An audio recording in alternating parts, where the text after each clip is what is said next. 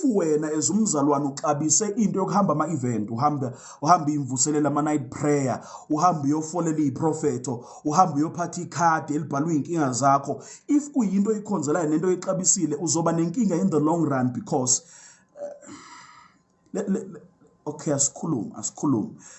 Ukukholwa kwakho is built on a certain foundation. uPaul uthi in the book of Corinthians chapter number 3, uthi I have laid a foundation. Ma ekhuluma nge-foundation ukhuluma ngoKristu. Uthi I have laid a foundation. Ebese athi be careful what you build on that foundation. Iqiniso ukuthi the reason why amakholwa amaningi don't stand or stay in the faith long term is because the foundation yabo is wrong. Their foundation is the miraculous power that they see on display. Their foundation is their desires. Their foundation is the things that they are crying for. Their foundation is desiring a solution for their problems. If isisekelo sokukholwa kwakho ukufuna isixazululo seyinkinga zakho, iqiniso ukuthi the day inkinga zakho zixazululekile uzomshiya uJesu because you were built on the wrong foundation. uJesu mangabe uyakhuluma nabafundi ku Matthew chapter number 16 and he says abantu bathi ngubani, because at some point in your journey and in your story you will be asked that question. Impilo izokubuza lo mbuzo, isitha sizokubuza lo mbuzo ukuthi abantu bathi ngubani, and then he graduates uthi wena uthi ngubani. Yes, nina personally, on a personal level, because ningitshelile ukuthi abantu la estradeni bathi ngubani. Because iqiniso ukuthi enye into that we are not mindful of ukuthi ibandla is being taught and discipled by abantu ngaphandle. We won't say this, but this is the truth. Abantu abaningi abakhona la enkonzweni are being discipled and ingqondo yabo is shaped on what Christianity is by people who aren't even Christians. Yes, your favorite influencer is the one shaping your perspective of what faith is. The reason why Sunday Luya Makolwa with one foot in the world and one foot at Kolwen is because your favorite influencer who poses as a Christian, I enjoy the content too. The content is funny, the content that they make. Kodwa uzombona eposile kwangathi umama umthandazo, ebese mangabuthi uyascrolla the next post kuyo le influencer yakho umbone ukuthi ungaphandle uyaphuza. Even though benganishumayezi, they are shaping your faith ukuthi you can be a Christian one day and then go and live impilo ethile, because noma sebe molokhu uqhubeka uzobona ukuthi labantu bayafundisa umbone edlala lo mama umthandaze bese ephinde umbone ethi you can be sexually ambiguous. Singaqondi noma uyindoda noma umfazi, singaqondi noma you can be sexually ambiguous and still ukholwe uNkulunkulu. Kwangathi ukholwa uNkulunkulu is enough.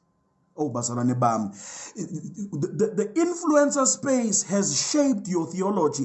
The influencer space has shaped how you perceive uNkulunkulu. The influencer space has shaped how you think about ukholwa noNkulunkulu, and you are not shaped in the church. You are not shaped by the word. You are not even shaped by the word. So manje uyikholwa elilwa nathi mangabe sikushumayeza iBhayibheli. Uyabona mase sikushumayeza iBhayibheli uthi akuvela ukuthi uyakholwa noma ukholwa ngoba iBhayibheli lesho ukuthi kuzoba nomehluko. Mase sikutshela ukuthi makuvela ukuthi uyini, ukholwani, umephi, ubulili bakho buyini, uyaphuza noma uphuza. Mangabe sikubiza sithi there's a call to separation, uthi we are too religiously extreme. Ngoba your favorite influencer told you ukuthi no, ungaba yikholwa ebese uphile ngendlela ethile as long as, angithi they have to qualify their beliefs, but as long as lento engiyiyo inga affect umuntu, ingalimazi umuntu, then ngiyekeni ngiyakholwa uNkulunkulu, mina noNkulunkulu have a personal relationship.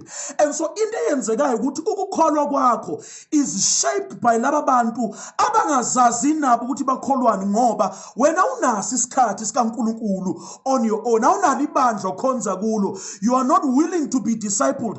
And so webazalwane bami, akekho umuntu okhona emhlabeni who is not discipled by someone. Yabona njengoba ungafuni ukuyodisciplishwa esontweni, ungafuni ukuya ku-Bible study, social media and your influencers and your celebrities are discipling you. Abantu osebenza nabo are discipling you. Ekhaya kini bangakholwa, they are discipling you, because discipleship is not limited to the church. I-discipleship akusiyinto yebandla. It's bazalwane bami, uJesu akusiyi umuntu oqala ukuba nama-disciples. uJohn had disciples. He had disciples. Ibona laba bafika bezotshela uJesu, bezomtshela ukuthi uJohn uboshiwe. Uthi asibuze ke Jesu ukuthi uye lo kade simlindile noma silinde lomunye. So i-discipleship is not limited to the church and to Christianity. Wonke umuntu uma ngabe ungadisciplishwa la ekholweni, kukhona umuntu okudisciplishayo. And ngizweni bazalwane bami, ngizweni. You will be the product of who is discipling you. Discipleship is the process of replicating. Umuntu as a replicator. uJesu mangabe efuna ukuzireplicator on the earth, he established discipleship as a means to replicate himself. Replicator abantu abafana naye, abacabanga njengaye, abakhuluma njengaye, abayiphatha njengaye, aba-operator njengaye. When Jesus wanted to replicate Jesu abancane on the earth, he said, "Go ye into the world and make disciples." So you are being discipled whether you like it or not, whether you are aware or not. You are being discipled. Yes. Kunzima ukuba pure because ekhaya kini they discipled you ukuthi indoda ngabafazi abaningi. You were discipled when ukuthi ubungazi, but you were discipled. Yes, you were discipled when ukuthi no umfazi uyalenza iplana ubi nendoda eyodwa, you need to have options, chomi. That was not advice, that was actually discipleship, because discipleship transcends the pulpit. Angazi why sila kodwa silapha. Discipleship iyayidlula ipulpit. Discipleship is when we do life together, when we have conversation. Hey mfowethu, engizwile uthi uyashayeka lapha nalapha man, or umfowethu ethi uza kuwe ezokuchazela ukuthi kunengane manje sayibonile, kunengane manje seyithanda, kunengane manje sefuna ukuyishaya. Uthi hey mfowethu, ngiyakuzwa nami ngiyindoda ngiya-understanda, sinale mizwa, sinalama desire, kodwa la ekholweni indlela esenza ngayo ile i-discipleship leyo. Yabona i-discipleship yangempela ke leyo ukuthi sihleli phansi, akekho ovuthayo, akekho sepulpit, akekho kwenza ulive kanje. Sihleli phansi siyakhuluma, and sikhuluma ngezinto ezitargeted uyindawo ohluleka kuzo. Mfowethu ngiyakuzwa nami ngiyashayeka, ngiyahluleka la, kodwa la ekholweni asenzi kanje, senza kanje. Nami ngangishayeka la, nami ngangena ekholweni ngibambeka la. This is what I did ukuthi ngiphume la according to the scriptures. It's like mentorship. Yes. You don't have friends. You have people that are discipling you. This is why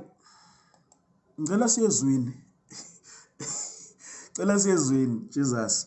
This is why you must not be casual with the people you befriend.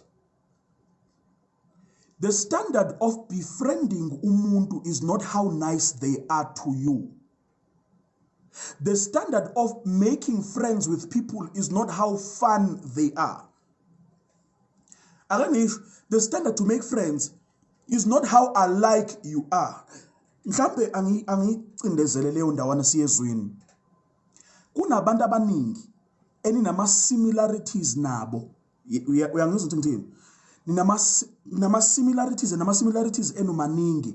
Kodwa inkinga ukuthi mangabe nihlangene lama similarities enu are amplified and you go all the more esonweni. No. You befriended umuntu ngoba une attitude njengawe, and you wonder why you can't be delivered from the attitude onayo. You befriended umuntu ngoba uyashesha ukulwa njengawe. Uthi ngiyamthanda mina uchomo wami, ufana nami, aspenyo, alifakwa libuya ne-reverse, and you wonder why you can't be delivered from anger. Ngoba abangani bakho, abantu who are hindering your deliverance, hindering your progress and your growth. Abangani bakho alifakwa ngithi wena alifakwa libuya nosemanda, usimende we-concrete lapha. People who are hindering your deliverance, ilabantu that you befriended. And ngizweni bazalwane bami, iqiniso lokuthi abangani bethu laba abangakholwa are actually more human and banobuntu, and they are more kind than abanye abazalwane abakholwayo. angisho lento ngoba right, but I'm just saying ukuthi we need to do better as abazalwane ngoba abazalwane bethu baze bahambe beyoba nabangani ngaphandle because you guys are pretentious. Sikhonza nani nilokhu you are saving face, you are not honest about what you are and who you are, and abantu don't want pretentious people around them, and so they would rather settle for abantu who are real outside laphayana kodwa bangakholwa kunani enikholwayo any pretentious. And so you should not befriend abantu on the basis of whether or not they are nice to you, on the basis of whether or not you have similarities with them, because ekugcineni the goal is your spiritual growth. Ekugcineni goal is you looking like Christ more than you having friends. Rather not have the friends that you want to have and surround yourselves nabantu who are going to rather not have friends, surround yourself ngabantu abazokuqinisa ekukholweni kwakho. Ngiyazi bavutha kakhulu abanye bona bayabhora bekho as entertaining ngoba angithi wena nje obukholwa nje ufuna futhi ukuba normal, ufuna ukuba cool. Webazane bami, when you signed up to be a Christian, you let go and you relinquish your right to be normal. You relinquish your right to be average, and you relinquish your right to be like abanye abantu. Kodwa iqiniso lukuthi iningi lethu mangabe sesikholiwe sifuna uba majida. Sifuna ukuba abantu abangafitha in any environment. No. Kufanele ukuthi mangabe ufikile ekhaya kunomsebenzi, angithi wena uhlabi awuphahli awenzini. Kodwa kufanele kudlule ekutheni uhlabi. Kufanele ukuthi mangabe kuhlezwi emsama abantu benza izinto noma ke sibayeni noma for abantu baselokishini mangabe kuhlezwe amajida ahleli ubonakala ukuthi uhlukile ngoba we want to be ngifuna ukuba umjida njengamajida asekasi. Ngifuna ukuba insizwa mangabe sihlangene ibutho selikhona, insizwa sezikhona. Ngiyafuna nami ukuthi ngibona ngiprove. Webazane bami, ake nginideliverishe ngoba vele siyayixoxela ngithi lapha. Ake nginideliverishe. You are not called to prove anything to anyone. Ake siphume kulonyaka kule ngqondo ethi kufanele siyiprove kubantu. No. Ake siphume kulento yokuthi kukhona into ekufanele siyiprove kubantu ngathi. Asibizelwanga ukuprove ubunsizwa bethu kwabanye abantu. Awubizelwanga ukuzoprove ukuthi umfazi kangakanani kwabanye abafazi. No. Abamane bethu yisilima, uthalala, uslow, uyabo. Abamane becabanga lento abafuna. You are not called to prove yourself kumuntu ukuthi wena uyinsizwa. Ababone mhlebe kudelela ubahlaba ngempama. Ngiyaxolisa. Ngiyaxolisa. Ungali. Bazobona lapho ukuthi ukushuthi insizwa besingamthembisisi kahle ngoba sithi uyakholwa lento yokukholwa kwakhe imenze wawuthala. No. Abavele babone ngezenzo ubunsizwa bakho, ubudoda bakho abuproveke ngezenzo. Yes. We are not called to prove any, because let me show you ukuthi ku dangerous kangakanani ukuphila impilo yokuyiprove. Baningi abantu abacompromise impurity yabo. No, siyaxoxa. Baningi abantu abacompromise purity yabo sisi bethu ngoba kwathiwa uma ngabe umfazi fanele ubonakale before ushada ukuthi umfazi. The teaching is good kodwa iapplication yakho ni wrong ngoba indlela aba-apply ngayo leyo teaching ukuthi fanele uhambe uyoyiprove kulomfana ukuthi umfazi kangakanani. Abanye bahamba bayokotisa bengakhishwelwanga inkomo. Usuhambile wazi kamfana, wazi amakamera akubo kamfana, wazi i-underwear kamfana uthi mayingcolile uyiwasha kanjani isihlama. You know all of these things because uzama ukuyiprove. Yes. You must be delivered from evangeli. You must be delivered from mindset ethi fanele uhambe uyoyiprove. Webazane bami, balale nani kanjena ngoba bekufanele niyiprove ukuthi ningamakhosikazi kangakanani. Balala nani ngoba nisemsebenzini okuyiprove. You don't need to prove anything to any man. You don't need to prove anything to any woman. Uthi no fanele uyiprove ukuthi uyiprovider ungakamshada umuntu. Uphelile useyikweledini, ulokhu ubhejana nentombazane, uphelile useyikweledini, ulokhu ufuna ukukhipha amathe ungenawo ngisho namandla. Awunawo ngisho namandla financially to be doing all of these things at this point in your life. Yes, you must provide. Yes, fanele umnikeze unkosikazi wakhe imali. Angikuphiki lokho noma ningahlala kuyikhadi. Yabona if responsible ngemali. Kulungile. Kodwa uphelile ngoba uzama ukuyiprove ukuthi wena uzoba umyeni, uyakwazi ukuprovide. Manje awusakwazi ngisho nokwenza izinto ezinengqondo ekhaya kini. Awusakwazi nokwenza izinto ezinengqondo in your own personal life because uphila impilo yokuyiprove. Phila impilo yokuyiprove. Yes. Uphila impilo yokuyiprove kubazalwane manje ngoba ubona ontanga bakho bethenga imoto, ubona ontanga bakho benzani, so ufuna ukuyiprove manje usemacaleni manje wenza into irresponsible because ufuna ukuyiprove. Asenzweni asiyenezweni please. Siyenezweni. But be committed to being a disciple kulonyaka more than just umuntu nje onormal. Khona moya angiyeke niyibonile video engiyipostile. Isikhathi sokuyiprove siphelile, iba umfundi kaJesu. Whatever people choose to think about you, whatever people choose to say about you, whatever people choose to believe about you, decide to be a disciple. Webazane bam Jesus Christ. We. Kodwa lento engiyikhuluma is applicable to lento vele sizoyifundisa for these 21 days. iBhayibheli lithi uma ngabe baba siyabonga ngezwi lakho silekelele Nkosi yami ngoba sesiqalile khuluma nathi the way ukhuluma nathi ngakhona uqhubeka ukusakha nokusenza nokusimolda egameni lika Jesu. Siyakholwa ukuthi today will be another life changing night egameni lika Jesu. Amen. Kune verse in the book of 2 Corinthians chapter number 5, I think verse 17. Elithi uma ngabe umuntu ekuKristu uyisidalwa esisha, right?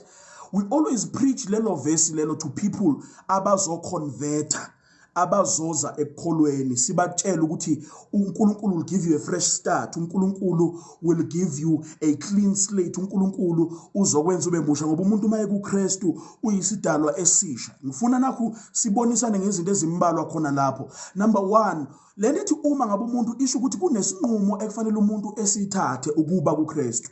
So uma ngabe umuntu esindiswa akasindiswa ngokuthi wathandaza umthandazo, usindiswa ngokuthi wathatha isinqumo sokukholwa uJesu ephenduke ezoneni zakhe enza isinqumo sokumlandela all the days of their life. Akusikho umthandazo wathandaziswa wona owakusindiswa. Umthandazo and public confession is very important. It's very important kodwa wasindiswa ngokuthi uwenza isinqumo ngokukholwa. After usuzwe izwi walikholwa wenza isinqumo on the basis of ukukholwa ngoba uma ngabe sikholwa ukukholwa pushes us to action and we do not act unless we believe. So isinqumo wasithatha esenza ukuthi ube kuKristu. But nakula ngiyakhona awuhlali ekukholweni ngomthandazo. The same way ngangena ngomthandazo awuhlali ekukholweni ngomthandazo, uhlala ngesinqumo. Owangena ngesinqumo uyohlala ngesinqumo. Umthandazo ukunikeza amandla ukuthi ume ngesinqumo owasenza. Uyabona webazane bami lento ethi uma ngabe umuntu ekuKristu if uthi it's a choice wangena ngesinqumo owasithatha uzohlala ngesinqumo ngoba awuthandazi. Maybe let's dispel this myth. Awuthandazi kanye ealtar ngelanga owaba convicted ngalo ebese impilo yakho iguquka. Jesus. Because there are so many people who are constantly kuma altar call ngoba bakholwa itheology ethi mangabe ngingaya ngibekwe izandla impilo yami izoshintsha, mangathandaza umthandazo othi impilo yami izoshintsha. No into ezokwenza ukuthi impilo yakhe ishintshe from what it is manje to what God wants it to be ukuthi utholakale every day ukuyiposture yokwenza isinqumo. Oh bazalwane bami, total surrender to God is not achieved in one moment enkonzweni. Total surrender to God cannot be achieved by one prayer you make ngelanga owawukade convicted ngakhona. Total surrender to uNkulunkulu cannot be achieved ngosuku olulodwa abakubeka ngalizandla noma ngosuku olulodwa owezwa ngalisiprofeto. Total surrender to God is achieved through daily surrender to God. Mhlambe nifuna iverse yabona ngabe ngathi ngiyikhulumela lento yami. Ukukholwa kusho ukuthi kufanele sithathe isiphambano sethu silandele uJesu, right? kodwa lento yenziwa usuku nosuku. Every day we are called to a life of picking up the cross and following. Yes. So lendithi uma ngabe umuntu ekuKristu okusho ukuthi awugcini ngokuba kuKristu mhla uconverta. You continue to be in Christ by decision. Asemenzezweni lethu namhlanje Jesus. Izolo sifunde Acts chapter number 2 verse 42. That's where we are continuing. If ubungekho izolo mhlambe please try and read it for yourself. Uma ngabe uthola ithuba, please try and read it for yourself. Acts chapter number 2. iBible says, and they continued steadfastly. They devoted themselves to the apostles' teaching, to fellowship, to the breaking of bread, and to prayers. Yabona. And namhlanje ngiyafuna sikhulume ngalezo zinto eziwu4 mhlambe briefly, and then throughout lo 20 days lo sizoloku si break it down individually. Prayer, fellowship, breaking of bread, and doctrine or teaching or the word of God. Now ngifuna ningivumele iBible lithi and they continued. Now sikhulumile izolo ukuthi labantu ekuthiwa and they continued yilabo beba ku upper room. When the Holy Ghost came ku upper room wabathungela ngomlilo. He set them ablaze uthi bahambe beyopursue icebo likaNkulunkulu. Yabona, because there are two groups of people ekukhulunywa ngabo la. There are two groups of people. The first group of people have already believed in Christ. Ngoba Jesus. This is the progression yomuntu okholwayo. This is the progression yomuntu osindisiwe. Number 1, uba umuntu ongakholwa okude noNkulunkulu, right? Ebese uyasindiswa, right? Ebese uyadisciplishwa. After so disciplishwa kufanele uhambe uyopursue icebo likaNkulunkulu. Hambani nami. There's something I want to show you here. Abantu abaningi have passed the stage of being sinners. You realize ukuthi niyizoni and you need a savior, and you pass the stage of conversion. Naphakamisa izandla nenza umthandazo nasindiswa. You are struggling lapha kule stage se discipleship. Yes. And because you are taking too long to allow yourself to be discipled, you will delay pursuing purpose. Yabona labantu ebe bahleli in the upper room. Akusiba abantu who are struggling with discipleship. Abantu bebahleli no Jesu 3.5 years, and they allowed Jesus. They allowed Jesu to disciple them, and so manje they are called ukuba bephume beyokwenza icebo likaNkulunkulu. Many of you are delaying ukwenzeka kwentando kaNkulunkulu on the earth because you don't want to give yourself to discipleship. Yes. Many of you, uNkulunkulu, there are a lot of things that he wants to accomplish ekhayakini. There are a lot of things that he wants to accomplish endaweni yangakini. There's a lot of things that he wants to accomplish with you in social media. There's a lot of things that he wants to accomplish with you. Inkinga awuvuthwanga. Angisho kabi kodwa inkinga yakhe awuvuthwanga and ngoba ungavuthwanga kanje kunzima ukuthi uNkulunkulu angakwethemba ngokuthi wenze icebo ngoba awuvuthwanga. uNkulunkulu uzokuthuma in the business industry, and instead of you accurately representing uNkulunkulu ngoba awuvuthwanga uzotholakala ubribe nababribeayo, ucorrupt nabacorrupt ngoba awuvuthwanga. Awuvuthwanga uzotholakala kwi-music industry ufeba nabafebayo instead of accurately representing uKristu ngoba uvuthwanga. Sengisho ke wena emsebenzini la usebenza khona uzotholakala uhleba nabahlebayo instead of accurately representing uJesu ngoba abazalwane bamanga bekukhona umuntu who is in a fault, mabe kukhona umuntu who is broken emsebenzini, mabe kukhona umuntu obhedile emsebenzini, you are not called ukuthi uhlebe. You must accurately represent uKristu owakuthola ubheda, owakuthola ungcolile, owakuthola unamaphutha, instead of ukuthi ekhulume ngawe kubantu wakuthatha wakuqoqa. Wena emsebenzini lo muntu obhedayo kufanele ngabe uqondwa nguwe umthetho, kodwa mfethu ngathi awugezi kahle. Uyabona, ngathi awugezi kahle, and it's something that everyone is noticing. You need to do better in your hygiene. I know it's an uncomfortable and it's an inconvenient conversation to have with someone, kodwa wena uhlanganyela nalabo abamhlebayo ukuthi akagezi kahle. Yes. Yes. Uhlangana nabo instead of representing uJesu by modeling uthando ne-restorative power kaJesu ngokuthi uye kulo muntu abahleba ngaye. No, instead wena kuhletshwa nawe. Uma bekufunwa umuntu ekuzohletshwa naye ngempela beza kuwe. Yes. Kuziwa kuwe neindaba zabantu, kuziwa kuwe nokuhluleka kwabantu, kuziwa kuwe namaphutha abantu, because bayazi you are going to entertain that mess. Why? Because awuvuthwanga.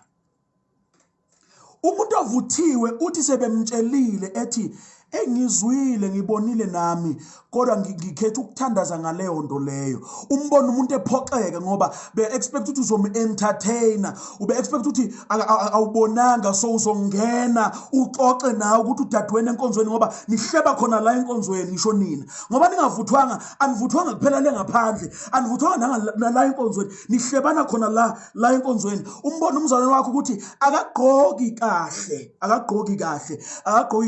instead of ukuthi uye kuye uthi kodwa udadewethu enkosini ngiyakubona indlela ogqoka ngayo, it does not reflect Christ. Wena uhlanganela nabanye odadewenu enkosini nihlebe lo mzalwane ongagqoki kahle.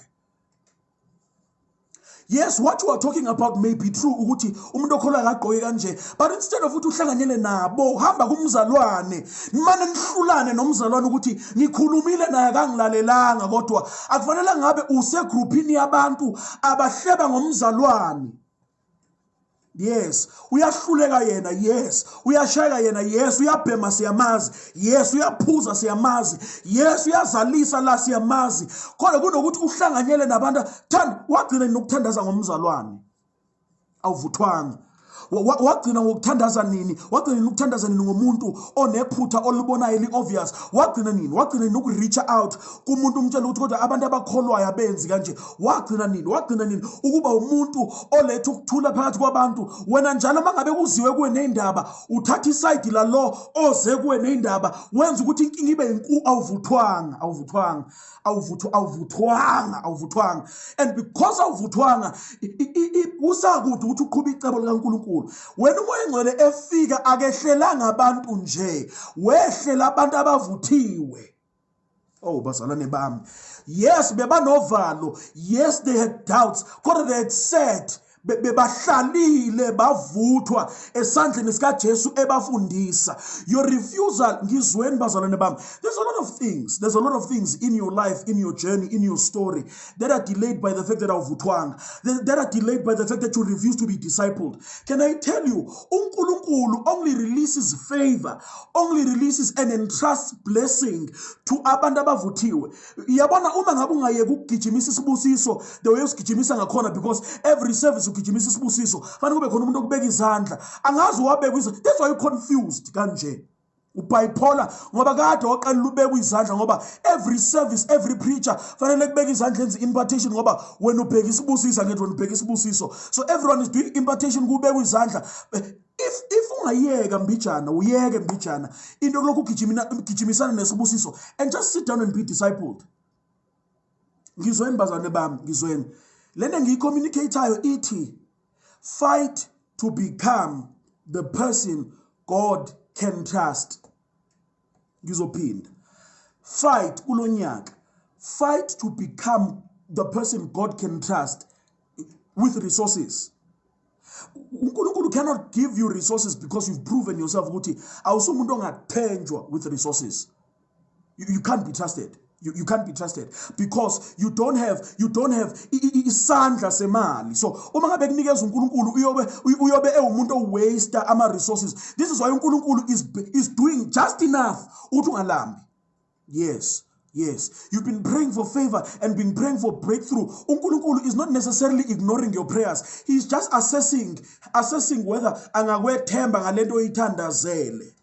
I know we always say it. I pray that the Lord prepares me to be the person that He can trust with what I'm praying for. Prepare me for what I'm praying for. It's not God's job to prepare you for what you are praying for. It's not God's job to prepare you for what you are praying for. It is your job to prepare yourself for what you have been praying for. So umuntu oyidelayile wena ngokafuna ukukhula. Mhlamba asambeni uyabona asambeni. You are the one delaying the marriage that you've been waiting for. Yeah. You know uyazi uyahlanya. Ngisho wena uyazi ukuthi khona into engabambi kahle la ekhanda and ibonakala lento mangabe kukhona umuntu okulimazile indlela evuka ngayo leqhohaza yakho uyabona ukuthi khona into engakalungi kahle kufanele uye ku therapy and you are waiting for uNkulunkulu to give you the husband. Ubani kufanele bekezelele leqhohaza. Yes, ukuthi wena mangabe ukwatile, everyone must feel ukuthi ukwatile. Yes, when they go low, I go lower. Kusho wena. Umyeni is as human as you. He will make mistakes. He will err. He will make things that enrage you. Ngoba ke wena awuvuthwanga, you are not prepared. Ulokuthi no, webazalwane bami. I-preparation akusikho ukuthi unezandla baningi abantu abakwazi ukupheka. Uma ngabe besishadela umuntu okwazi ukupheka ngabe sihambe siye restaurant uyabona restaurant baningi abantu abakwazi ukupheka. Yes asishadelanga umuntu onezandla zokupheka. Webazalwane bami imali iyatholakala ama-ATM labo sizabashadela ukuthi wena unemali wena abanye bashadiswa indlela kodwa sikho lapho uyabona imali iyatholakala emsebenzini iyatholakala kuma-ATM. So don't measure preparedness by the fact that unomsebenzi. Don't measure preparedness by the fact that wena unomsebenzi futhi unemoto nemali yakho nendlu yakho. That's not preparedness. That's not preparedness. Baningi abantu abawushaya ukhari, baningi abantu abawushaya ukhari. Don't measure your preparedness by the fact that wena uyakwazi ukupheka. There are some internal things that you need to work through. Mhlawumbe ngidlule. Yes, angidlule. uJesu uma ngabe ethambanini yolinda isithembiso sikaMoya engcwele ubekhuluma nabantu who were actually discipled, who had actually stayed with him. Ngizweni bazalwane bami, i-discipleship took so many forms and formats. Jesus sizongaqedi lento silokhu silwa nentshumayelo eyi-1, silokhu silwa nje ne-introduction. uJesu mangabe ezoba disciplisha abantu wababizela kuye wabashumayeza. He broke the chains off of them. He did deliverance on them. Wabasusa kuma environment la bekhona. But when he started discipleship, uzoyibona ikani discipleship lapha ku Matthew chapter number 5 verse 1 iBhayibheli lithi he went to a high place and then he sat down. Hey, when he sat down, he started teaching them. Hambanam. uJesu went to a high place. When you are beginning to embrace a life of discipline, devotion, discipleship, you need to understand that kune demand from uJesu ngoba abantu who wanted to be discipled, abantu who wanted to be taught, abantu who were interested in what he had to say, had to rise to his level. Ngiyazizwa ngiyakhuluma. Abantu who were willing to be discipled and taught by uJesu had to rise bekhuphuka intaba beyela ekhona. So number one, when you are going to be discipled, you need to be embracing iqiniso elithi you are too low. You are too low. You are too low in how you think. You are too low in how you behave. You are too low in your emotional responses. Ngoba wena umuntu mangabe ekunyathela uphenduka inkanyambi kuyaziwa nakini ukuthi mangabe qeda ukuvuka ningamsondeli ngoba your standard of emotional responses is too low. Yabona umuntu mangabe ezokhuluma na uyathukana ngisho wena uthulile manje ngisho wena you are too low. And the first demand of discipleship is that you accept to Jesus calling you higher. Yes, for you to be properly and accurately discipled, you need to first embrace ukuthi le level okuyo, le level of behavior kuyo, le level ocabanga kuyo, le ndlela okhuluma ngayo is too low. You need to rise to Jesus' level. Yes. Hayi uJesu yena yedwa wafa. Mina ngisiya uJesu uyabonakala ukuthi umuntu osase low kakhulu. Yes, kukhona impendulo engiyizo, yazi neyimpendulo ngiyandanda neyimpendulo. Ngathi mina kuleli ivangeli lafelo kwathi kwafa uJesu akufanga wena. Futhi akufanga mina. You are too low. You have not embraced ukuthi there's a call from Jesus to his people to come out to the mountain. Before he started talking, they had to prove how willing they were to be discipled by leaving a low place and embracing what they are being called up higher. There's a call for you. Before sikhuluma ngomlilo kaMoya engcwele, before sikhuluma ngerevival, Ngoba niyahlanya la emakhanda, nihlanyiswa i-revival. We are praying, we are singing, we are crying for revival. Your life is too low to be a revivalist. It's too low. It's too low. Your life, you live too low to be a revivalist. Before umoyingcwele ebehlele behlelo umlilo bebe namandla ukuthi bahambe beyohambisa imvuselelo beyoshumayela everywhere, bahlala phansi for 3.5 years and they embraced ukuthi Jesus is calling us higher. Matthew was a tax collector. The tax collector is equivalent yomuntu owutsotsi nje extortionist iginza lesikhathi, so to speak, umuntu nje oyekade extorta abantu, yabona, to put it maybe mildly. Matthew wayileyo nto leyo. Imagine taking umuntu who has an extortion mindset, umuntu who doesn't mind using and manipulating abantu, umuntu who is willing to do anything to get to the bag, and mangabe esezodiscipleshwa uJesu calls him to a higher standard. Yes. Uyabona nizoyitshela ukuthi no, iBhayibheli lisho njalo uJesu nje ngokukhuphuka entabeni sungaze uthi is calling us to a higher standard. Wozani. uJesu constantly through the book of Matthew uthi the Old Testament or the law of Moses said, now I say. Bekuthiwa eye for an eye, manje mina ngithi uma ngabe benishaya ngapha jikisani nibheke ngapha. He called them to a higher level. Yes. Bekushiwo ukuthi thanda bakuthanda uzonda bakuzonda, kodwa mina I'm calling you to a higher level. That's the first mindset that you need to embrace if you are to be a disciple, a devoted disciple. Ukuthi I cannot be as petty as them. Hambani nami nina ma-clapback queen. You cannot be as petty as abantu abangakufuna emsebenzini. You are called higher. Yeah, ngisho wena,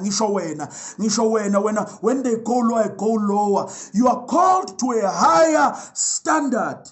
You are called higher.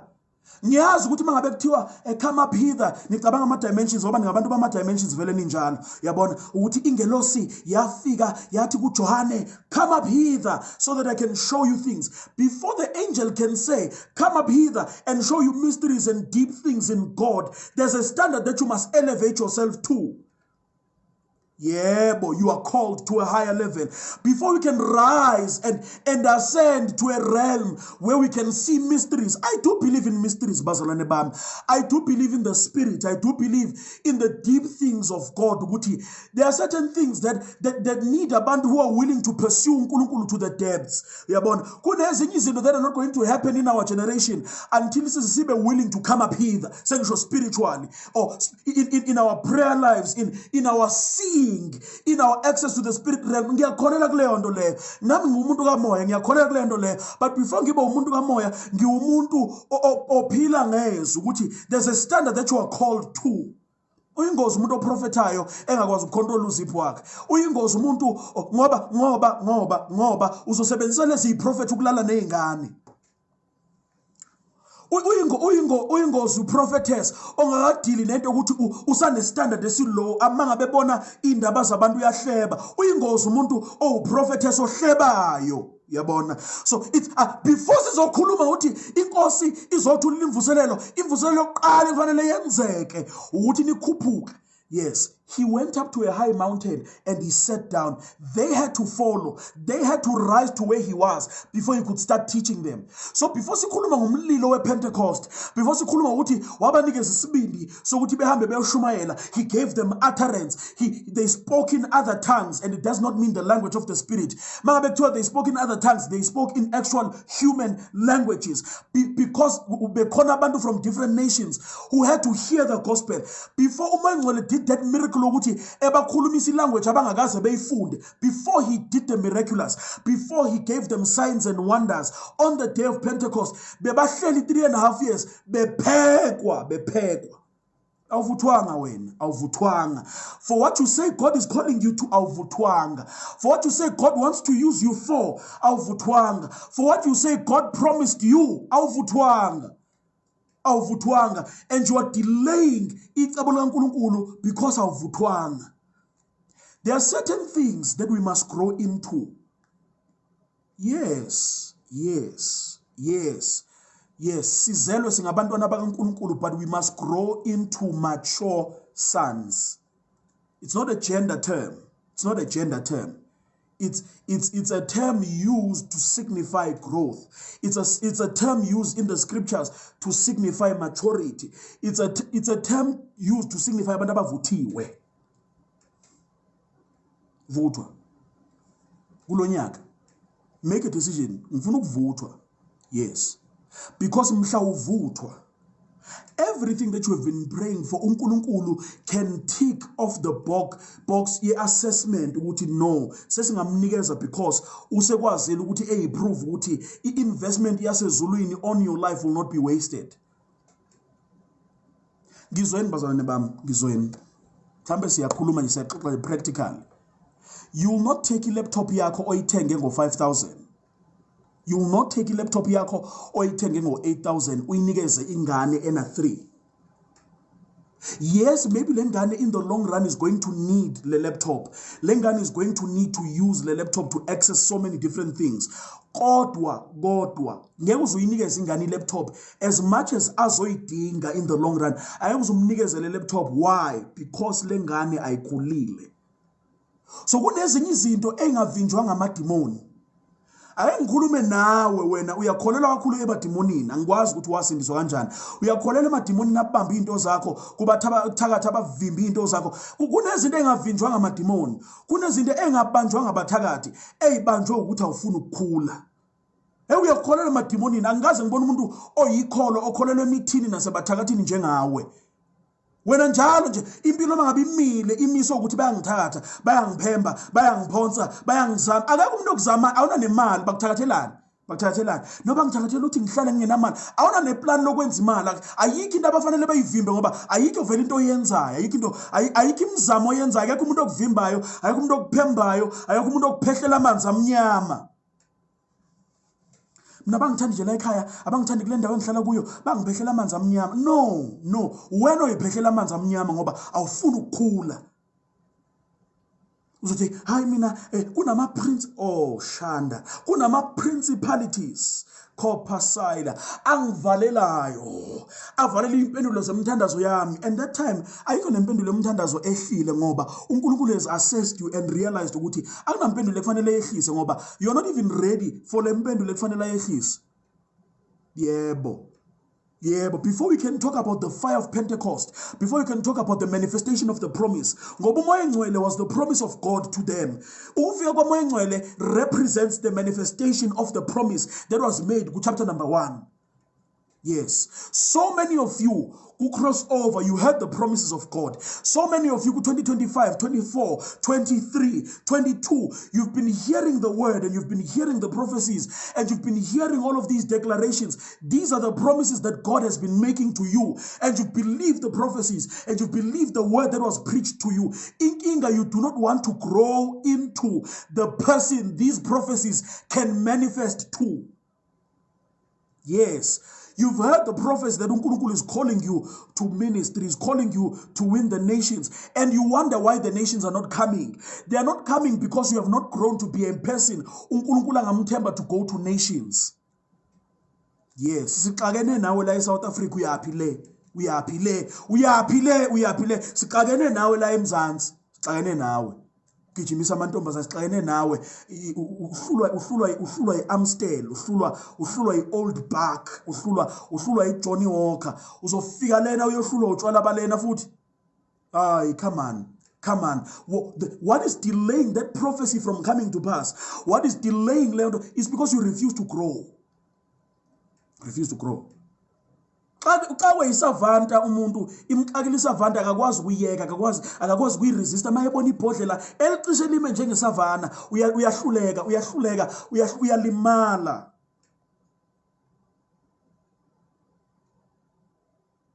Amen. Yekani isavana bazalwane. Ngisho nina yekani isavana. Yekani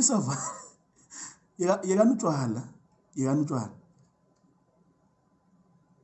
And so the promises of God cannot manifest because people refuse to grow. People refuse to grow and they want to be called. They want to be used. They want to be put on platforms and they refuse to grow. Umlilo wePentecoste wehlela abantu ebekade bevuthiwe. Yes. Yes. Ngivumeleni bazalwane ngithi mina we will not be a people sengisho mina thina lo 79 lo 81 okhona lapha kulo live kufanele sithathe isinqumo ukuthi we will not waste the resources of heaven. We will not waste the investment of God empilweni zethu. uNkulunkulu has invested so much empilweni zethu. We will not waste what God has put in us because we refuse to grow. We refuse to mature spiritually. We refuse to know God intimately. Yes. They stayed no Jesu. Jesu called them higher and he started teaching them. I emphasized in the teaching yesterday. He taught them. But ngizweni, Jesu did not only teach them. Jesu also demonstrated. Ngizweni, let's look at it. Chapter number 1 wencwadi yezenzo. It's captured there. IBhayibheli lithi, this is what I wrote to you, O Theophilus. I was capturing all that Jesus began to say and to do. So part of discipleship is not just teaching, saying. We are born. Jesus said, he taught. Yeah? And then he did. You must teach. Teach people to observe all that he has commanded them. Teach people to run away from sin. Teach people how to use the gifts of the Spirit. Teach people, teach them. But more than teach them, show them. The reason why discipleship in our day is not working is because we have a lot of people abandile emlonyeni bayakhuluma bayafundisa but they cannot exhibit. Ngiyafundisa ngiyazizwa ngiyafundisa nje namhlanje ebusuku. We have a lot of people who ngizweni all that Jesus began to say and to do. We have a lot of people who know how to teach. No, Tina in our generation, ngiyazibala angize-exclude ngizenza ingcono. Tina siyakwazi ukuhlanganisa amagama, siyakwazi ukuphrase izinto, sizenze zirhyme, sizenze zibe na-alliteration, siyakwazi ukushumayela, siyakwazi ukuyisho into ngendlela ezokumove emotionally, ngendlela ezoku-excite. Yabona, we know how to teach but we don't know how to demonstrate. And I'm not only talking about lifestyle kuphela. Yes, your lifestyle is your primary way of demonstrating what you are teaching. Kodwa we don't know how to demonstrate. Uzumuntu eqede u6 weeks efundisa ngezipho ikamoya and not demonstrate even one. Uzumuntu efundisa 6 weeks ngomthandazo engathandazi ngisho na one day. Umuzi noma ivala inkonzo ethandaza lo akajwayele ukuthandaza. Lo akajwayele ukuthanda lo akajwayele ukuthandaza. Why is it so important that we say and we do what we say? It's because kunaba mhlambe okay, let me be nice. Kunabantu abafunda ngendlela ezihlukile. Sengisho mina sakhuluma in the spirit, sikhuluma naturally. Abantu bafunda ngendlela ezihlukile. Kunabantu who learn visually by seeing. Kunabantu who are auditory learners. Kunabantu who want to be hands-on. There are so many people who learn in different ways. The reason why we need to both teach and do is so that ongayibambanga mhla sifundisa eyibambe mangabe senza. Do you know why the generation before us or the few generations before us were so powerful in the Lord, even though they were illiterate? Kunezinto abangayibambanga befundiswa. Kunezinto ezi-wrong eziningi doctrinally. Ziningi izinto ezi-wrong doctrinally abanazo. Kodwa there's something that they caught mhla bebuka abantu ababalethela ivangeli. Yes. Kunezinto abayibambe ngokuyibona. Noma bengayibambanga by literacy, by academia, by learning. Ngizweni, I'm not justifying abantu who are doctrinally wrong. Anyone who's doctrinally wrong must be corrected because we are trying to avoid mass deception. The reason why discipleship here is not sticking is because siyakhuluma kuphela and abantu abaningi bayasala masikhuluma. Yes, sikhuluma fast, we don't open time for questions. We use so many difficult Christianese terms that abantu bengayi understand because abakhululanga enkonzweni. So baningi abantu abasele ngemuva abalinde ukuthi okay ngiyambona uyayishumayela lento le ngizoyibamba mhla eyenza. Yes. Ukhulume ngeprofeto, let me see him prophesy. Ngizobona ukuthi uprofeto kanjani. Yes. You must teach people what to do. We are good at doing that. but we are not good at showing people how to do it. Wozani. We have been so frustrated with abantu abahlulekayo la enkonzweni. We have not shown grace to abantu abahlulekayo who consistently fall into sin. It's intentional.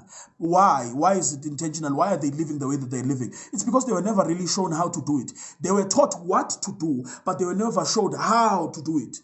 Yes. And baningi abantu esibalahlele ngaphandle silokhu sithi sibatshelile ukuthi lento ayenziwa, but abatshelanga ukuthi bayiyeka kanjani le abangena ensindisweni beyenza. Ubatshela ukuthi abayenzeni beyekeni kodwa abakhombisanga ukuthi beyenze kanjani beyeke kanjani. Hayi thandaza phela. I'm not minimizing or diminishing amandla omthandazo kodwa thandaza kuphela mthandazo kuphela. Mina ngina 40 years ngilala. Ayikho intombazane engalalanga nayo asekho istyle engasazo ngitshela ukuthi ukuze ngiyeke lento yokulala fanele ngithandaze. Na 10 years kade ngiphuza awukho ugoloke engingawazi alikho ibhodlela labhiya engingalazi fanele ukuze ngiyeke utshwala fanele ngivele ngithandaze. I'm not minimizing the miraculous power of God to just eradicate certain appetites from us. uNkulunkulu uyakwazi ukuthi evele ithathe appetite yotshwala, eyithathe appetite yokulala, eyithathe appetite of whatever sin. God is able. But for many of us, uNkulunkulu will not miraculously remove our appetites. It will be a process. And you can't just tell me ukuthi fanele ngithandaze. Phela. Webazana bami buyani Jesus. Buyani. Uma ngabe sitshela abantu ukuthi akufanelanga belale, right? We believe that we've done our job as the church. Ningajoli, ningalali. And we wonder why abantu continue to jola and to lala. Sesilokhu sibashumayezile. It's because we never really took time and set them down and told them ukuthi bafowethu uma ngabe nilala life sciences umtshelile ukuthi nizogula. So we don't even need to tell you ukuthi nizogula. Baningi nje bayagula manje ebandleni bagulisa ukuthi abafunanga ukulalela mhla sibatshela ukuthi bangalali. Bayagula banenkosi Johnson manje baphuza ama-ARV and uNkulunkulu usabathanda still usabamukela. They still have a place in God. Uyabona kodwa abazange belalele. uNkulunkulu cannot cancel out those consequences ngenxa ukuthi manje wena usuyathandaza ukuthi uNkulunkulu akathatha inkosi Johnson. Wawulele kumnandi manje iphila nenkosi Johnson yakho ushayile futhi u8 kukhona bebayophuza amaphilisi. That's good. You have to live with the consequences of what you did. Abanye ama consequences abo baby surprise no phutha liyenzeka junior. Uyabona niphila nabo phutha liyenzeka lapha niyabakhulisa nami ngibona nje ngophutha liyenzeka. I-teenage pregnancy ayisoze iye kuba wrong kodwa yenzeka mhla ningalaleli kuthiwa ningalali. Uyabona but this is what I want to tell you. Nitshela ukuthi nizogula, nitshela ukuthi nizomitha, but hambani nami la. We never set people down and told them ukuthi kukhona ama-soul tie. Uyazi ubungenayo le bipolar okade unayo wathandana nalo muntu one-bipolar walala naye. You developed a soul tie. Mhlanihlukana. Yes, because you joined yourself together. Olala nesifebe umoya munye naso uba yiso. Yes, awulalanga kuphela. You joined yourself to that person. You took their mannerisms, you took their struggles, you umangela uthi wena mina ever since ngathandana nalomfana sengibehave njenga ayikho normal leyo nto. The highest form of love is mimicking your partner. It's behaving like them. It's talking like them. No, a soul tie is developed. Kunezinto nemikhuba that you pick up by spending time. Sure. Kodwa wena manje inese isebenza isoul tie. Usuhambe waza wamoya munye nalo muntu ngoba angithi niyalala. Usuhambe waza wamoya munye nabo. Wena ungena depression, wawungenayo le anxiety onayo, wawungena bipolar, wawungenayo le anger onayo kodwa umuntu okwatayo. Yabona wangena kule relationship umuntu ophansi nje oyipholele manje le ndoda mayifaka impama nawe ufaka inqindi. Uyabona le ndoda mayithi 1 uthi 45 isoul tie. We never truly explain to you uthi njoba sithi ningenzi ngoba kwenze njani. That's teaching. Sina highlight ningalali akulalwa kule nkonzo. Fornicators, nifornicateelani kule nkonzo eyafelwa, nifornicator, fornication. But we never told you ukuthi there's soul ties. No. We never told you that your destiny is at stake with sexual immorality. iBhayibheli shows us Jesus. iBhayibheli shows us ngoMaria umaka Jesu. Yabona uMaria lo bamenzela itethu manje ngazi itethu zokwenzani. uMaria umaka Jesu iBhayibheli lithi waye virgin. He was betrothed to Joseph. Yabona stepfather sa Jesu, yabo, but he was a virgin. We have the qualification ya Maria to be considered. Ukukhethwa kwa Maria kwaba umusa. This is why ingelosi mayifika ithi wena ophiwe umusa. So ukukhethwa kwakhe nokusetshenziswa kwakhe uNkulunkulu to carry uJesu bekuumusa. Kodwa into yamqualifya was that wayezigcinile as a virgin. Hambani nami bazalwane bami enkosini. Kunezinto eziningi that we have traded away.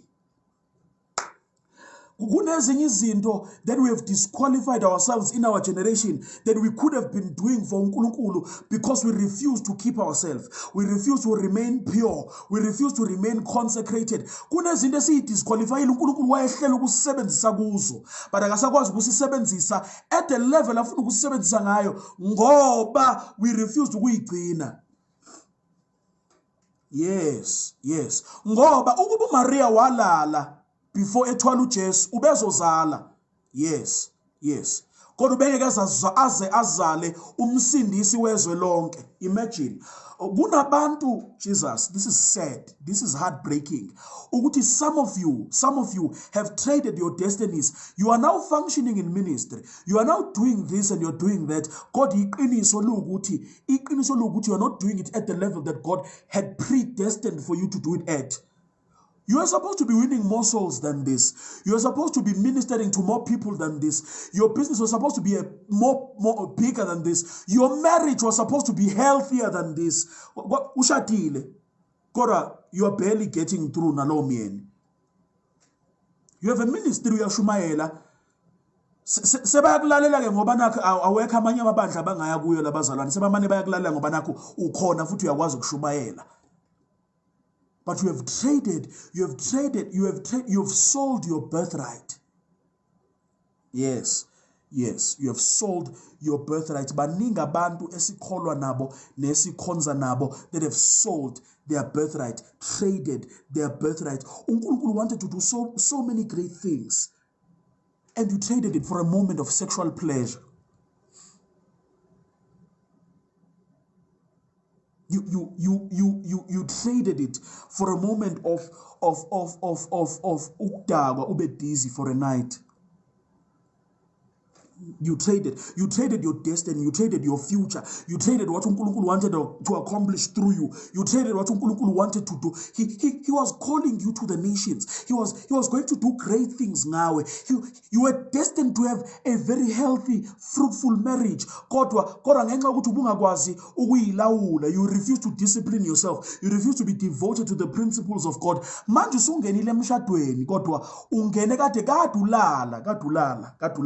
Your marriage is in turmoil ngoba when you're not satisfied sexually ngenxa ukuthi usuwazi lonke uhlobo lwesex ekhona ngaphandle. So your husband can't even satisfy you ngenxa ukuthi wena wazi yonke lento la ngaphandle ngoba ubungayigcinanga. So your marriage is in turmoil. Wena because ubungayigcinanga ubujwala nabantu nga3 nga4 at a time. Manje your wife has to deal with infidelity in the marriage. Your wife has to deal with infidelity ngoba wa develop habit ungakashadi. Yes, you are busy la ngaphandle. Your marriage is in a turmoil manje. Kanti uNkulunkulu wanted you to have a healthy marriage. You have a marriage, but your marriage is in turmoil. Why? Because you are not devoted to keeping yourself. Ubungazinikelanga ekuthenini uvuthwe njengomuntu kuKristu. Before sizokhuluma ngemanifestation esithembiso sikaNkulunkulu asenze kuwe, neprofethi sikaNkulunkulu azenze kuwe, nezinto uNkulunkulu azenze kuwe, we must talk about the fact that uNkulunkulu kufuna uvuthiwe. And maybe God brought you namhlanje to hear this message so that He can show you ukuthi sonke lesikhathi osiwastile. Sonke mhlambe Jesu, mhlambe Hey, angifuni ukuvala ngoba angayithinta imessage yami kodwa na into engifuna ukuyisho lapha ngendlela eyisimanga ukuthi uNkulunkulu wake wafika kumprofeti uJoel ezokhuluma nabantu abadisobedient, ezokhuluma nabantu who opened the door for the enemy to destroy their lands and destroy their fields and destroy their lives. It was their willful disobedience to uNkulunkulu that opened the door for the enemy to come and destroy them. Uthi mangabefika uthi I will restore the years. I will redeem the time. Awu bazalwane bami, ikhona into ethi yes ubungavuthwanga yonke leminyaka, yes you've neglected discipleship, yes you've neglected ukukhula kumoya, yes you've been disobedient, yes ubuphile sonweni ngamabomulazi iqiniso, yes you've been doing all of these things and it has taken away from you, it has destroyed your self-esteem, you are more insecure because of lama relationship ophuma kuwo ungodly, you are broken inside because of the drugs and the alcohol you've been consuming, you've been doing zonke lezinto nayo and you've been living a homosexual lifestyle, a double life, you've been doing zonke lezinto lezi, but there's a promise from uNkulunkulu ethi I will restore the years.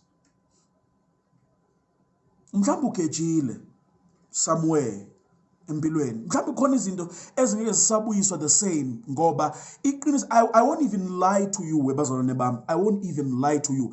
uNkulunkulu is a God of restoration, but sometimes akubuyi yonke into. Siyababongela abantu futhi sibashayela izandla abantu, siyambonga futhi noNkulunkulu sincerely so for abantu abuyisele yonke into kubo. But kunezinye izinto sometimes ezingabuyi noma ngathi uNkulunkulu sekurestorile. Mhlamba ningikholwa. Look at the Bible. iBhayibheli lithi kukhona indoda ekuthiwa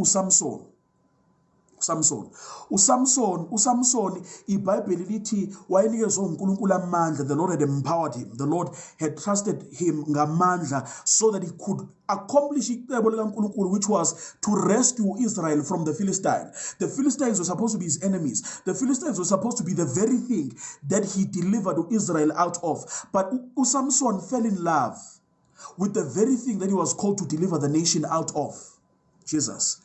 And because he fell in love, iBhayibheli lithi wakhishwa amehlo mhlaba embamba. Oh, there's a lot that can be said lapha. There's a lot that can be said. When the enemy wants to destroy your destiny, he makes you fall in love with what you are supposed to be fighting against. Okay, ngoba sesilapha vele asiqhube ngo-9:20 siyavala. When the enemy wants to destroy your destiny, he makes what you are supposed to be destroying appealing to you. So many of you are supposed to be crying aloud and crying against sexual immorality. Inkinga ubambeke kuyo. So ngenxa ukuthi ubambeke kuyo uNkulunkulu ukuvala umlomo. Usathana ukuvala umlomo and ukuvale ngqi. Icebo likaNkulunkulu limile ngoba umuntu efanele obizwe uNkulunkulu, umuntu ovuswe uNkulunkulu, umuntu anointwe uNkulunkulu, umuntu empowerishwe uNkulunkulu is in love with the very thing that he's supposed to be crying out against. Yes. Oh, bazane bami, we always think, I'm trying to give you another perspective of how the enemy works to destroy destiny and destroy devotion to uNkulunkulu. We always think that uNkulunkulu, uSathane will come and attack you ngamaphupha amabi and attack you ngobuhlungu emzimbeni ungalali ukuzwa izinto igijima phezu kwendlu. No. uSathane is smarter than that. Is smarter than that. He will make the things that you were called to destroy appealing to you. Yes. He will start parading amadoda la amahle. Ispec sakho.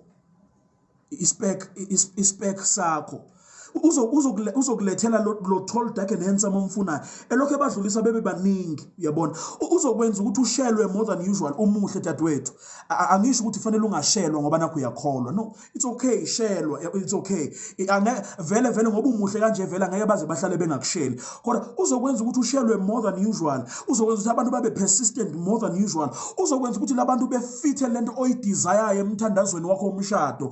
He will make them seem as if ilento kade uyilinde kuNkulunkulu kakhulu, and he will parade what you're supposed to be crying out against.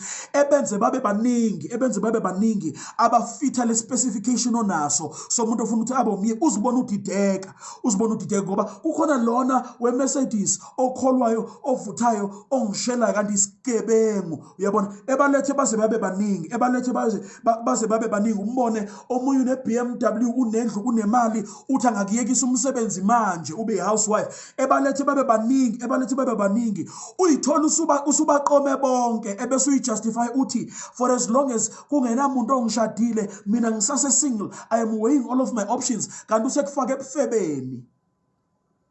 Yes, usekufaka phakathi. So many of our voices, so many of our MCs, our worshippers, our preachers, our apostles and prophets, they have been silenced because babanjwe bangene kulento efanele ngabe bashumayela against yona ngamandla. Yes, kodwa kunzima ukushumayela against yona ubuphila kuyo actively. So many of our people, ngizweni, I'm not talking to abashumayeli nama worshippers kuphela, I'm talking to the average Christian. Ukuthi erest la uhlala khona umlomo wakho uvaliwe ngenxa ukuthi usathana ukwenze wathanda lezi zinto ezithandwa yilabantu ohlala nabe rest abangakholwa.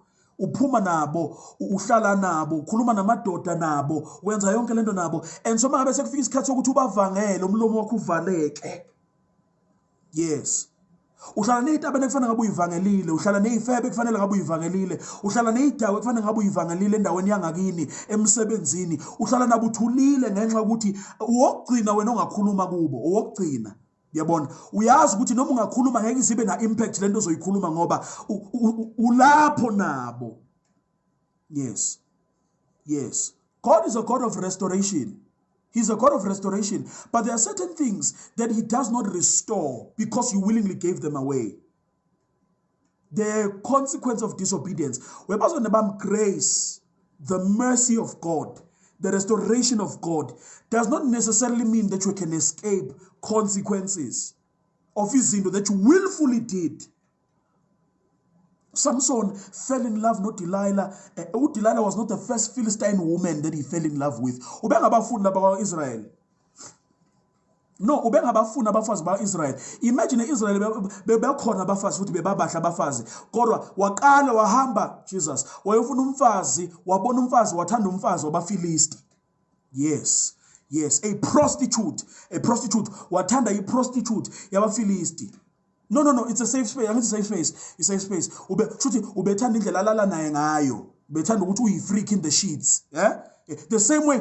No, I'm saying this because kunabazalwane namhlanje abazalwane who are settling for men outside of the church, who are settling for women abangakholwa lengaphandle, abafuthi beshade labo bantu labo because ba enjoy ukuthi these women are freaks in the sheets. La madoda laba bad boys. That's the same thing with Samson. It's because why nalezinto ayithandayo kule prostitute eyenza ukuthi egcine wena you are not yet delivered because sikhonza nawe la, but you are looking for someone who belongs in the streets. Ngoba nawe kahle hle mangabe sesingakhuluma iqiniso sesikhulumela phansi, you belong in the streets noma ususindisiwe because of the way you think and the way you behave and what you desire. You have not allowed uNkulunkulu ukuthi kusebenze. And because kunezinto kuyezingasetshenzwanga, uma abusetshenziswa uNkulunkulu ungasetshenzwanga, you'll find yourself attracted to the streets that you are supposed to preach to. Some of you kufanele ngasenikhulule ukuthi nihambe niyoshumayela niyomisa amatende ngoba siyanazi you belong to the streets. Nizofika senifike lapha estradeni ebese niphendule abantu kufanele nibaphendulele enkosini, nibaphendule nibenze ifebe. Yeah, it's a reality that we have to face. Ukuthi sihlangana sonke ku open air.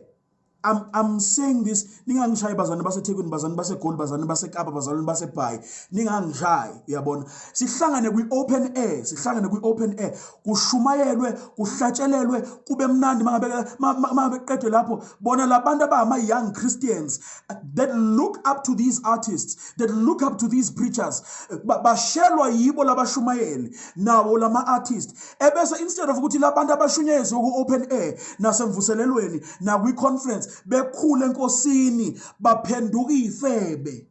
You are not uNkulunkulu afanelanga nikhiphe niye ezitradeni nina ngoba instead of ukuthi nishumayeze izitrada ningena kakhulu ezitradeni niphendulela abantu enibathole ezitradeni instead of making them disciples you make them all the more stradmates. It's the truth.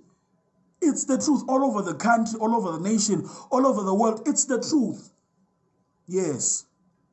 Ukuthi mangabe uSamson engakasetshenzwe idesire yakhe for the streets uzothi mangabe efika ehlangana nabaFilisti ekufanele alwe nabo evele ethandane nabo. During isikhathi sikaSamson, the only time amaFilisti were in discomfort was when the relationship kaSamson was not working out. Hambani nami. For the rest of the time, amaFilisti uSamson ayebizela ukuthi azowadestroya were very comfortable. No, buyani bazalwane bami. Wathandana nesifebe saseFilistia, samaFilisti, but kwaba khona into eyenzeka mase kufanele beshade, washadiswa nomunye. So uSamson bamshaya nge2 finger, 2 feet umfazi wakhe, yabona. Befanele eshade kodwa umfazi wakhe ugcina seshada nomunye umuntu wakwata. And it was when uSamson icebo lakhe lokuyoshada nomFilisti was not come to pass. Ingenzekanga wakwata kwakhani ewalker in purpose. Akangisho lento le. For some of you it will take heartbreak for you to walk in the purpose of God. Kunabanye abantu the only time they obey uNkulunkulu is if belahlwa madoda. Ngoba niyajwala ngivele njalo. Vele njo. Mangabe sezenilahlile izinto zenu, it's the only time senithi my scars, my pain sihosta ingqungquthela yabafazi. Yes. Kahle ufuna isession ukuthi nizokhala. Abantu bakhaliswa ukuthi bona bafuna uNkulunkulu wena ukhaliswa ukuthi kilahlile indoda. The only time nishisekela uNkulunkulu is if lezi nizama ukuyisa ekuzenza le masayidini zingasebenzi. That's uSamson. uSamson only destroyed the Philistines and fought against the Philistines. Ngenkathi izinto zakhe bekayihlanganisa lo mfazi wabomfilisti zingahlangani. Yebo. It wasn't until heartbreak came. Ngiyathandaza Nkosi. Ngiyathandaza. Hlakaza Jesu. Hlakaza. They are too comfortable. Babambekile sona hlakaza Nkosi. Hlakaza lama relationship. Hlakaza. Ngoba basakwazi nokushumayela kahle with good conscience. I-conscience yabo iyabaceba njalo amafanele bezoshumayela ngoba babuye la hlakaza Nkosi. Hlakaza, these are godly friendships. Hlakaza. And so utshela ukuthi ngenza ijoke umthandazo wangempela. Hlakaza Nkosi. Hlakaza lezi sebayithembile ukuthi zizophela emshadweni ezibenza ukuthi baphile esonweni. Hlakaza Nkosi. Because it takes ukuthi Inkosi izihlakaze lezi zinto enizama ukuyihlanganisa ukuthi nizokwazi nenza icebo likaNkulunkulu. And I'm not saying this so that I can manipulate you into obeying uNkulunkulu. Actually, uNkulunkulu mangabe ethi ningahla Samson ungahambi lapha kumaFilisti, it was for his own protection. Inkinga ke ukuthi uSamson had to learn the hard way that uNkulunkulu said akufanelanga ehlanganise nabafazi bamaFilisti ngenxa ukuthi uyamprotect hayi ngoba emlawula. Many of us are like no mina uNkulunkulu uya-understand.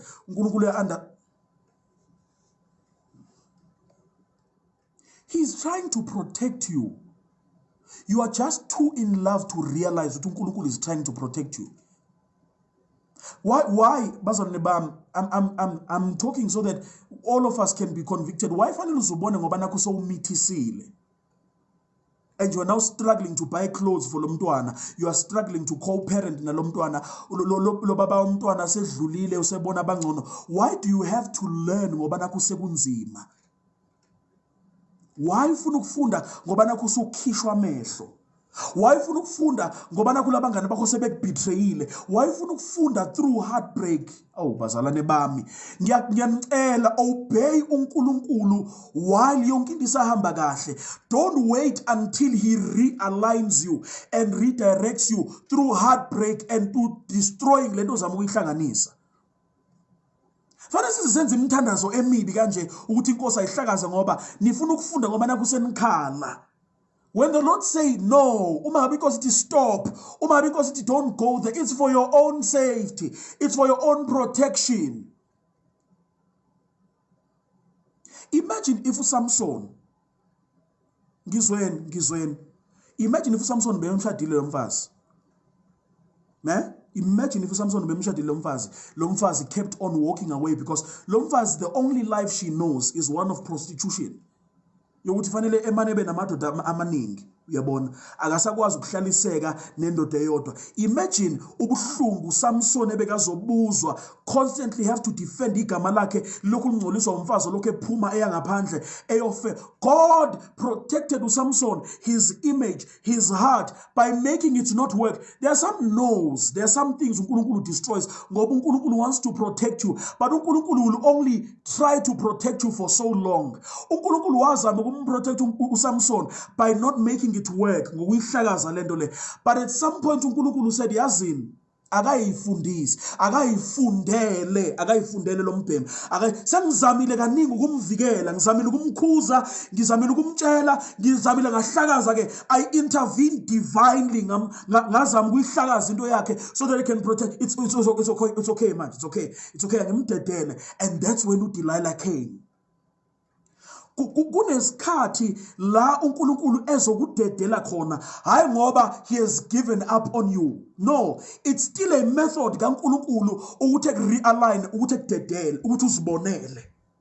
Sithi ungafuna ukuhlala la isandleni sakhe, sithi ungafuna ukuprotectwa nguye, sithi ungafuna ukudirectwa nguye, kunesikhathi uNkulunkulu azofika kuso ekudedele, hayi ngoba ekuzonda, khona into afuna ukuyenza, khona into afuna uzibonele yona.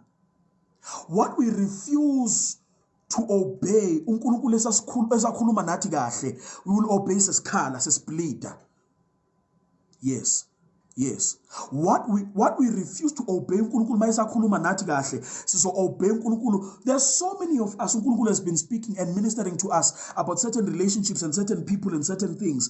And so many of us, uNkulunkulu has been ministering to us about our calling and about, so uyazi ukuthi for some of you, giving yourself wholly to the calling of God is what would have protected you. Uyabona, if buyinikele ekutheni uzoshumayela ivangeli ngempela, ngabe awunaso isikhathi sokuyofeba, ngabe awunaso isikhathi sokuthi uphume uyokwenza lamanyalo owenzayo. If you had given yourself, so uNkulunkulu manje ukuyekelile in your disobedience ukuthi uzifundele manje, uzifundele ngoba manje induku isikhale ekhanda usiyopha manje. Yes, kukhona abanye abazofunda ngoba uNkulunkulu eseze wanidedela zanishaya njengoba lokudelaya ukwenza lento uNkulunkulu ayishilo, ministering, starting the business, going back to school, njengoba lokudelay obey uNkulunkulu, kukhona izinto uzokudedela. Isikhathi sihambe kakhulu. Umthandazo wami, yazi umthandazo yami mibi namhlanje, imthanda ngala ngathi ihlakaza Jehova namhlanje. Omunye umthandazo wami uthi Nkosi badedele, bayeke. Some of you kulo live uNkulunkulu fanele nidedele nizwe ngoba seyikhala induku ekhanda. Yes, bayekele Nkosi, bayekele. Yes, for all of us is stubborn. For all of us sonke la, for all of us esistubborn esingafuna ukulalela uNkulunkulu, ezama ukusivikela, ezama ukusi-advance, siyekele Nkosi. Isikhathi siyahamba uthi uNkulunkulu uzokwela encenga, vele niyibonele ke manje. Yes, this is you came here because God wanted to minister to you. For the last time, He wanted to minister to you and tell you, you are called for more. You are better than this. You should not stoop to that level. He called you to minister to you. You need to rise. You need to rise. He's the God of restoration. But some of you, He will restore senkishwa amehlo. He will restore senkishwe amehlo. uSamson uNkulunkulu wamiyekela when it came to Delilah, because kade ezama ukumhlenga, kade ezama ukumsave, but by the time kufika uDelilah wamiyeka uNkulunkulu, amiyeka wayesemiyekile. She found safety emathangeni kaDelilah, uyabona, she found safety emathangeni kaDelilah, and then iBhayibheli lithi wagcina sembetrayile, wambetreya, wasikwa inwele, wathathelwa amandla, waboshwa, wakhishwa amehlo. Inwele ziyakhula usejele, because God is a God of restoration. He will restore you. I'm not saying you angishumayeli kanje to guilt trip you. Angishumayeli kanje kunenza nifile bad noma nifile hopeless ukuthi uNkulunkulu useniyekelile. I'm preaching like this so that ngizonikhombisa ekugcineni ukuthi esesejele uNkulunkulu wayibuyisa inwele. wayibuyisa wayikhulisa inwele kodwa inwele ziyakhula amehlo awakhuli. There are some things siqala kahle unyaka siqala on a very hard note yabona ngalo 21 days. There are some things that you are going to lose during that season of disobedience. Njoba wena uthi usudecide ukuyofrika, usudecide ukuyodla ubusha bakho, uzobuya ukholwe kahle mangabe usuthi 30, uzobuya ukholwe kahle mangabe usuwenza ukuthi nokuthi usafuna experience, usafuna ukuzi-enjoy. There are things that are going to be taken from you during that season of disobedience that will never be restored. Some of you lost your sanity during that season. uNkulunkulu usekubuyisile, but there are some parts of you that are broken that noma usuzama kunzima ukuthi uzipiece back together. God is restoring you every day. Inwele ziyakhula, but amehlo awakhuli awabuyi. Ngizokukhoshina, ngizokukhuza, ngizokuwona, ngizokhala manje ngithi mina don't do it. Don't do it. As much as it's tempting, as much as you want liberation, as much as you want to experience izinto, as much as you want to be free, as much as you want to enjoy yourself, don't be tempted, because uma ngabe usuhambile kunezinto ezingeke zize zibuye.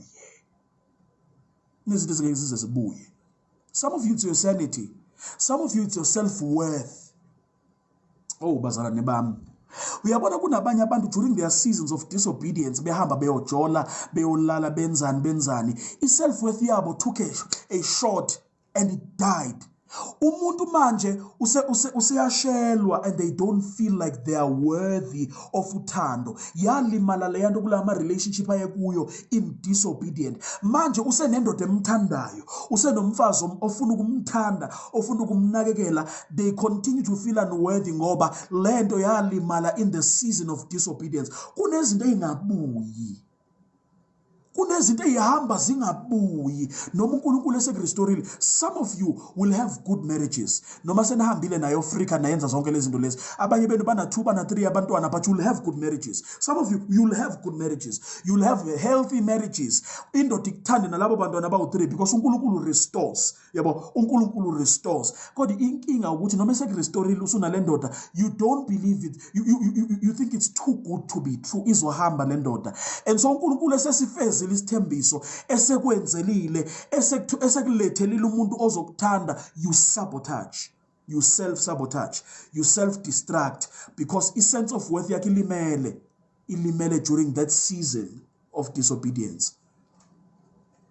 Samson dlalela kude namaFilisti. Dlalela kude Samson namaFilisti. It's not about sex. It's not that I'm depriving you of ubumnandi of sex. It's not that I'm controlling inqumo zakho on who you have to marry. I'm not controlling you. I'm protecting you. Because uma ngabe ungayinikela amaFilistini weSamson, uma ngabe ungayinikela amaFilistini, kunezinto ezizokulahlekela ezingeke zize ziphinde zibuye.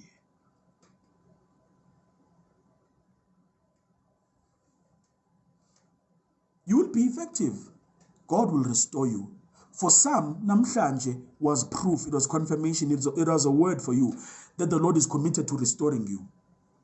He is restoring you. He has already restored you. He's been waiting to restore you. Nali thuba lakho that the Lord restores you namhlanje ebusuku. You came on here so that he can tell you ukuthi uzokurestore. But ngifuna ukukuwona. Ungaye emaFilistini mfowethu, ungaye emaFilistini dadewethu. Kunezinto ezokulahlekela ezingeke zize zibuye.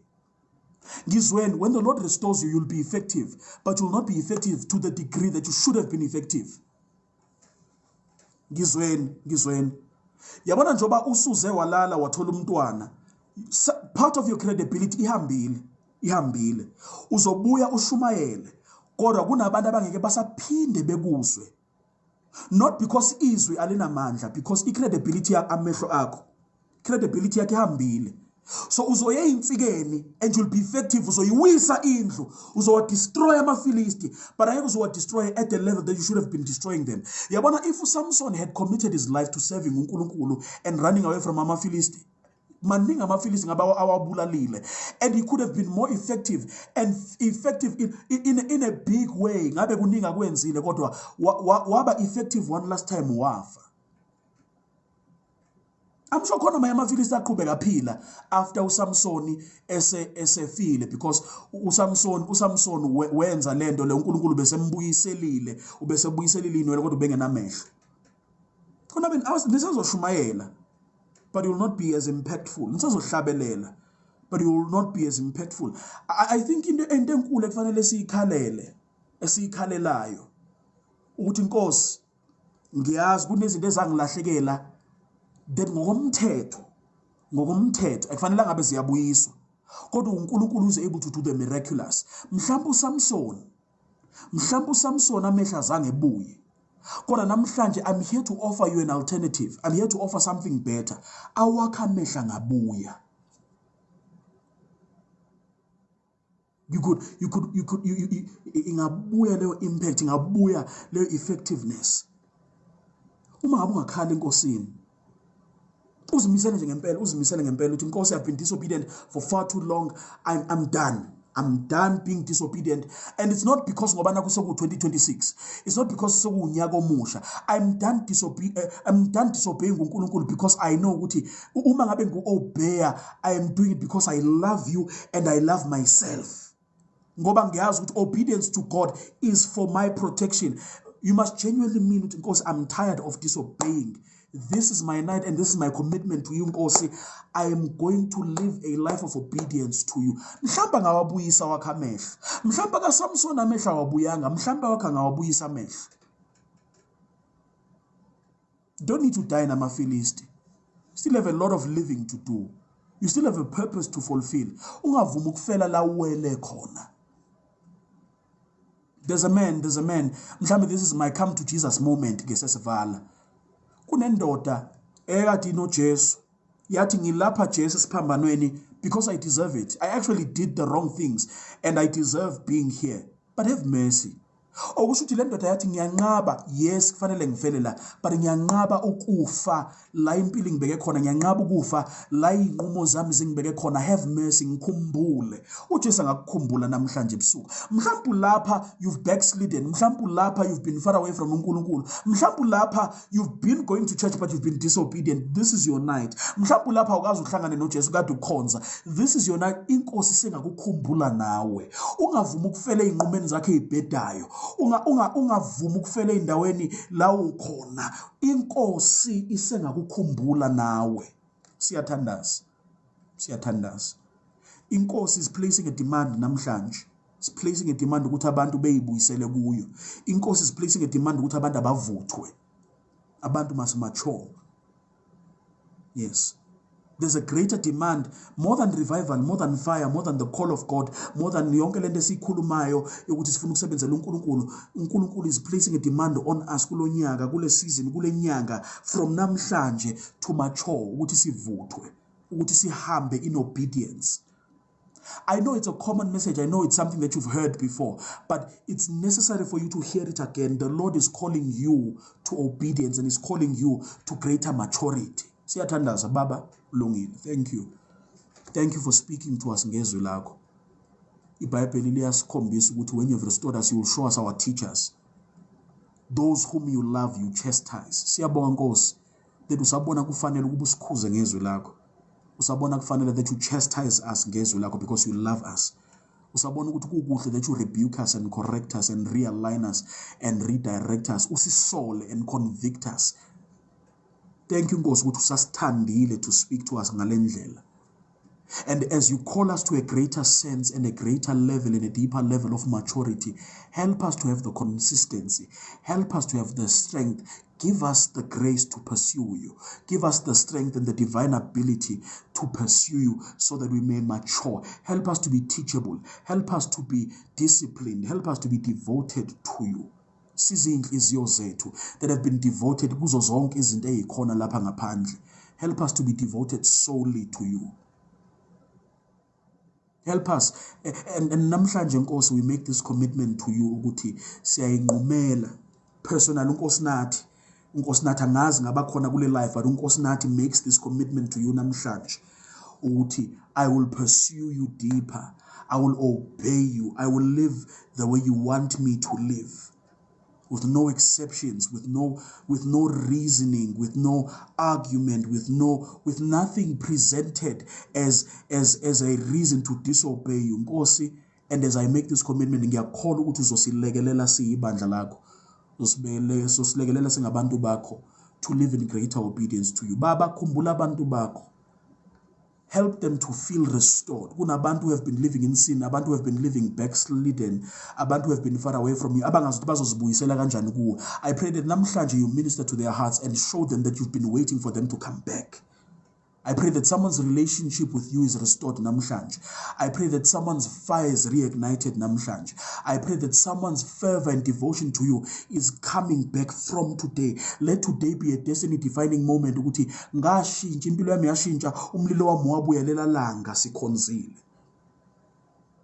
I pray that abantu abakude nawo ukubadonsele eduze kusukela namhlanje.